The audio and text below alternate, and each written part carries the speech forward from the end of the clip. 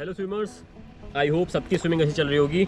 और काफ़ी सारे कमेंट्स आ रहे हैं कि सर हम लोग स्विमिंग तो अब स्टार्ट कर दिए हैं करना, लेकिन अभी जो सबसे मेजर मिस्टेक आ रही है और सबसे ज़्यादा कमेंट जो मेरे चैनल पे आ रहे हैं वो ये हैं कि सर ब्रीथिंग में अटक गए हम लोग ब्रीथिंग नहीं हो पा रही है, ब्रीथिंग लेते हैं मुंह में पानी जा रहा है। तो पहले एक सिंपल सा कॉन्सेप्ट समझो मेरा कि आप जब ब्रीथ लेते हो तो आप मुंह से ब्रीथ लेते हो, ठीक? तो जाहिर सी बात है जब आपको ब्रीथ लेना होगा तो आपका मुंह ऊपर होना चाहिए ना। अगर आप अब ये भी समझो कि आपका स्कल एक सिंगल है, ठीक? तो ऐसा नहीं है कि आप अपने मुंह वाले पार्ट को ही सिर्फ मूव करके ब्रीथ ले सकते हो, ऐसा नहीं होगा। जब आप मुंह को मूव करोगे तो पूरा हेड ही मूव होगा।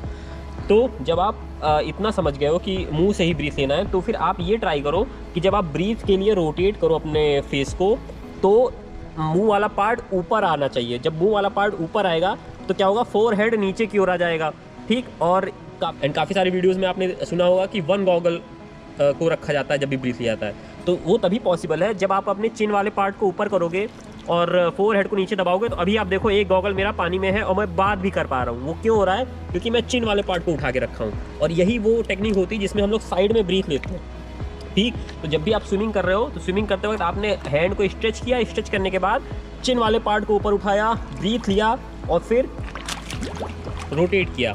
अब ब्रीथिंग में कॉमन सा क्वेश्चन आता है कि सर इनहेल एक्सेल कैसे करना है? तो देखो सिंपल, आप एक रूल समझो, इनहेल मुंह से करना है, नोज से एक्सेल करना है। अगर आप नीचे जाके मुंह से एक्सेल करना शुरू कर दोगे तो क्या होता है कि सारी ऑक्सीजन जो आपने लिया ना वो प्रॉपरली यूटिलाइज भी नहीं होती और बहुत जल्दी एक्सेल कर दोगे तो फिर आप बार बार हेड को उठाओगे।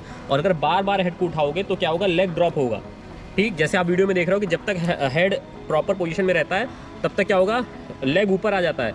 और जब तक जैसे आपने हेड को ऊपर उठाया वैसे लेग ड्रॉप होता है। मैं अभी करके दिखा दे रहा हूँ तो भी आप थोड़ा सा समझ पाओगे। देखो,